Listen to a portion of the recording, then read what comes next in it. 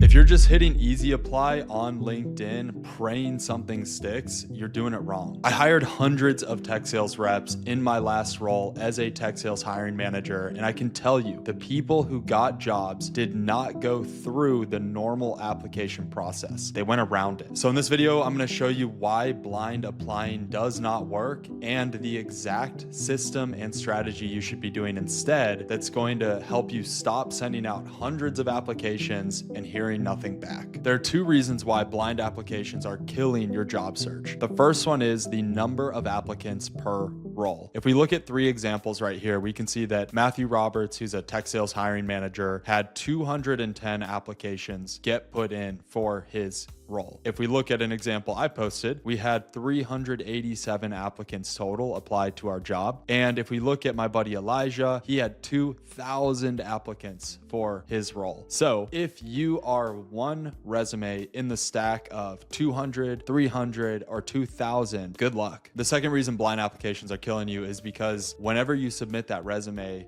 a human is not looking at it anymore. It's actually an application tracking system. It's literally a robot that's reviewing your profile. So 80% of applications never even make it in front of a human being. To give you some perspective of what these hiring managers are looking at, well, first off, they're looking at a stack of hundreds of resumes, and their goal is to find the most qualified people to set up for a time to interview with, and they have to get through a bunch of noise to get there. So they're only going to be looking at whatever 20% of applications actually made it to them for maybe 7 to 10 seconds on average. In fact, the national statistic is that recruiters spend 4 to 7 seconds reviewing a resume. So when us hiring managers are weeding through these hundreds of applications, we are literally sitting there hitting the next arrow over and over and over again, trying to find loose fits of who we think might be a good candidate. It's a big waste of time. And actually what works way better for us is getting referrals internally from our own company, because my coworkers, the employees of the company, they know what's expected of the role, the culture, the company. So I'm going to get way better quality candidates going through my own company than I am looking at a generic pool of a couple hundred applicants. So if we look at these real world examples again, we can see right here, and he only accepted 119 of them to move forward to the video interview stage. He wouldn't even meet with them till they sent in a video explaining their background and who they were. Then out of the 119, he selected 37 to do an interview with. And out of those, they ended up with 3 final interviews and 1 offer accepted. Another example is for the job I posted, where we had 387 applicants total, and I actually ended up only reviewing 15 of those people, sending them to my recruiter, and had 5 interviews with myself, 2 leadership interviews, and then we offered 1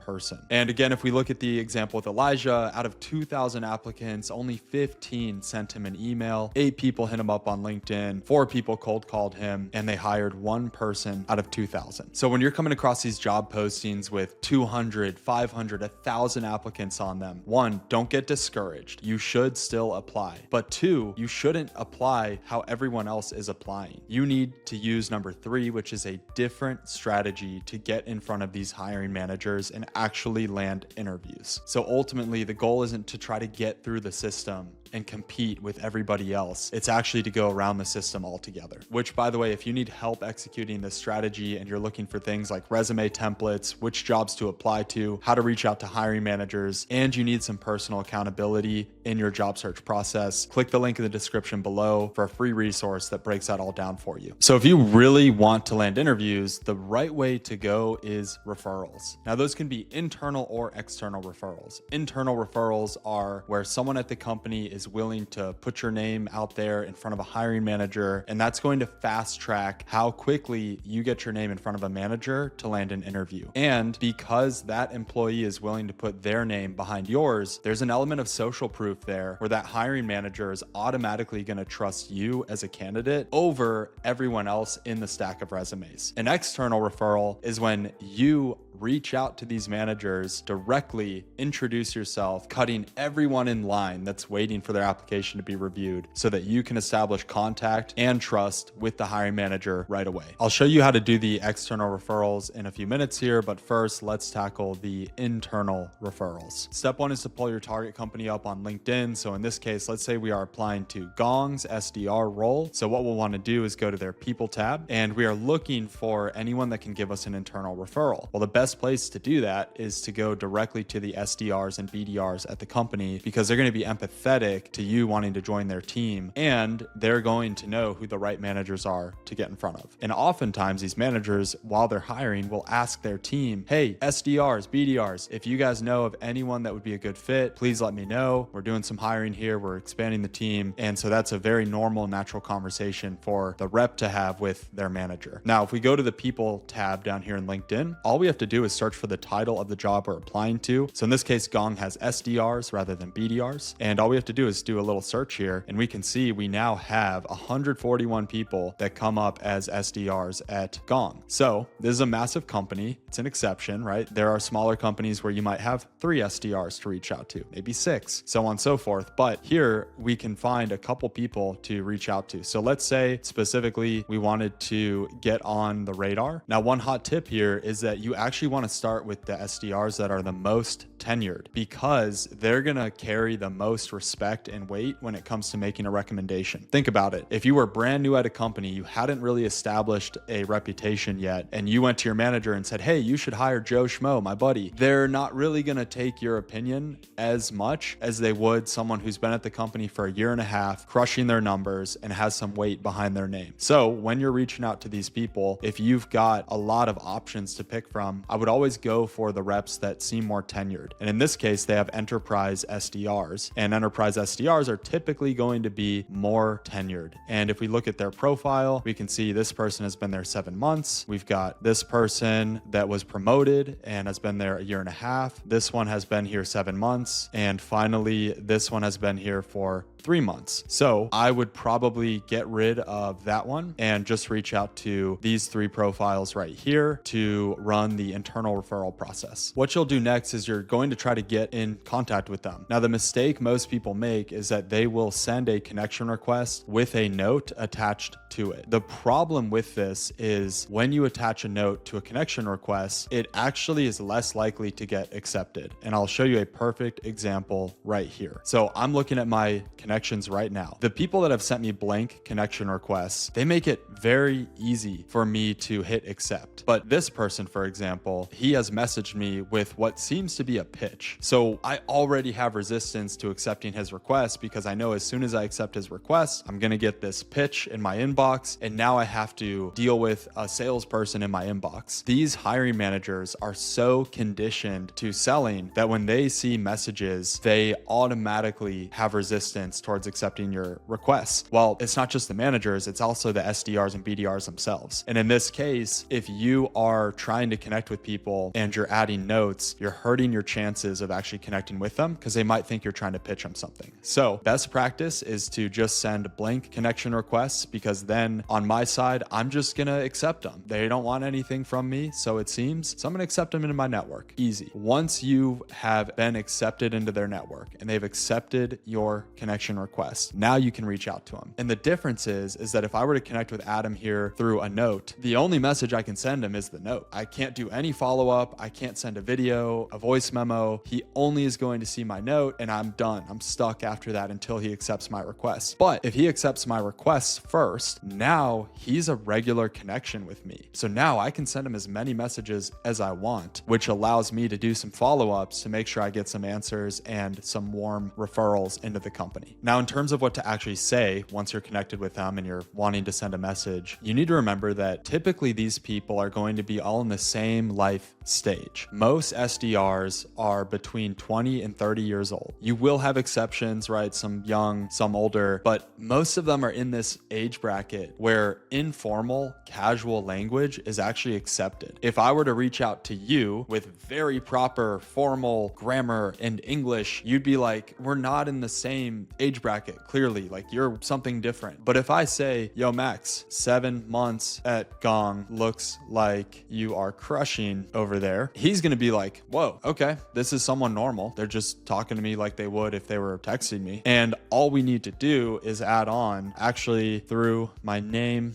in the hat for the open SDR role over there. I'm trying to outbound a few people to land an interview. Is hiring manager name the right person to hit up? That's it. The hiring manager name is obviously going to be one of the hiring managers at the company. And why this is so effective is because, one, I'm coming with casual language, so Max knows I don't want anything from him. Two, I am demonstrating a little bit of research by showing him, hey, I can see you're crushing it over there. You've been there 7 months. So it's kind of softly building his ego a little bit, right? I'm kind of complimenting him, but not in a super brown nosy way. And finally, I'm not being lazy. Where most people get stuck with referrals is they'll just say, hey, are you willing to refer me in? And the problem is that these people don't know you from Adam. Why would they refer you in? They know nothing about you. So you really think they're going to put their name on the line in front of their hiring manager to just give you a referral? That's not how this works. What you need to do is show them that you're not lazy, that you're actually putting in the requisite work that's needed to show you're a good candidate. And by being proactive, by saying, hey, I'm trying to outbound hiring manager name, they're going to see like, whoa, this person's different. They're not just asking for a referral being lazy. They're actually putting in the work, and they're going to respect that hunger and that grit, and they're going to want to help you more. So the typical response you'll get back from a message like this is, hey, no, you actually want to hit up this other manager. Good luck. You know, I'm here to be a resource if you need me to be. Boom. Now you've just built a bridge and you have a warm referral that you can set up to get in front of the manager. Because what you'll do next is you'll say something like, hey, super appreciate you being willing to redirect me there. I don't know if you guys do any kind of internal referrals. Is there any way that, you know, I could get in front of that manager and you'd be willing to put in a word for me? Now that is forward, but because you've done the prerequisite work of showing that you're not just any other Joe Schmo trying to get in the door, that SDR, that BDR is going to be more likely to say, hey, you know what? Yeah, I respect the hustle. I'm going to put a note out to tell the manager that they should look at your profile. And that is how you execute the warm referral internally. And if you don't want to move that quickly, then instead of jumping right to the referral, what you could reply with when they reply is, hey, thanks so much for that redirect. Means a lot. By the way, quick question. I just want to make sure I've got the targeting right. Sounds like you guys are reaching out to ICP because they have pain. Am I on the right track there? And you can use AI to help you get these answers, right? Who is their ICP? What pain does this company solve for? And again, you're just reinforcing this narrative that, whoa, this person that's hitting me up, they're really trying hard. They're doing their research. And then you could even throw in like, by the way, how did you get your foot in the door at this company as your third layer question? Now you're really building internal rapport with this person. You've got a lot of momentum in terms of the connection and the trust. And then you could go ask for that referral question once you're done with that little mini conversation. The whole point though is to show that you're not a lazy person,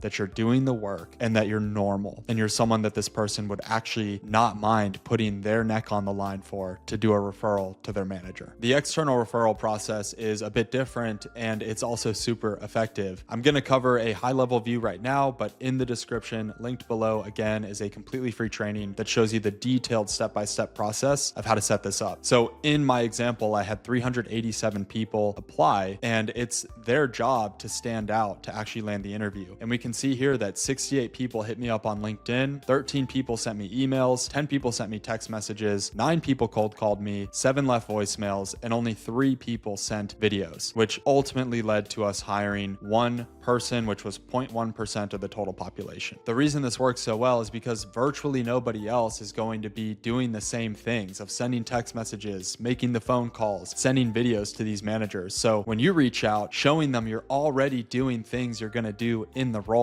they're super impressed. Like, hey, no one has done this in the 10 years I've been doing this, or hey, you're the only person out of 3 other people that actually gave me a cold call. I want to interview you. That's the effect we're going for when we do this process. Without getting getting super lost in the weeds, the first two things we want to do are try to get that internal referral. Can we reach out to anyone at the company that can get us in front of the hiring manager? Step 3, can we send a blank connection request to establish contact with that hiring manager without coming across as spammy or needing to sell something? Step 4, can we go interact with a recent post from the hiring manager? This way, we are going to show up in their notification feed. They're going to see our name, our headshot. We're going to start to build some familiarity. What we're really trying to do is come in with surround sound so that they see on LinkedIn, oh, Jack Knight liked my post. Interesting. Because I just heard from one of my SDRs that Jack Knight reached out. And so this Jack Knight guy is starting to pop up on my radar. Let me go check my email later and I can see, oh, Jack shot me an email as well. Oh, and now I'm getting a phone call. I look at the voicemail transcript. Oh, it's Jack Knight. This guy is really working hard to get in touch with me. I need to talk to him. So this is what the Apollo sequencing will allow you to do, is kind of systematize and structure out how to get in front of these managers. Again, check the free training below for the actual instructions on how to set it up. But this type of outreach is miles more effective than anything else you could do to try to land these interviews and get these job offers. The psychology behind this that makes it so effective is that the whole job search process is about trust. Your job is to establish trust with these managers. And if these managers see your name in a stack of resumes with 300 other people in there, you're no different than any of them. But if they see your name come through internal channels, employees they have, or they check their text message and you're there doing outbound on them, or they're in LinkedIn and they see you pop up in the notification feed, they're going to start to build some familiarity, some name recognition with you that's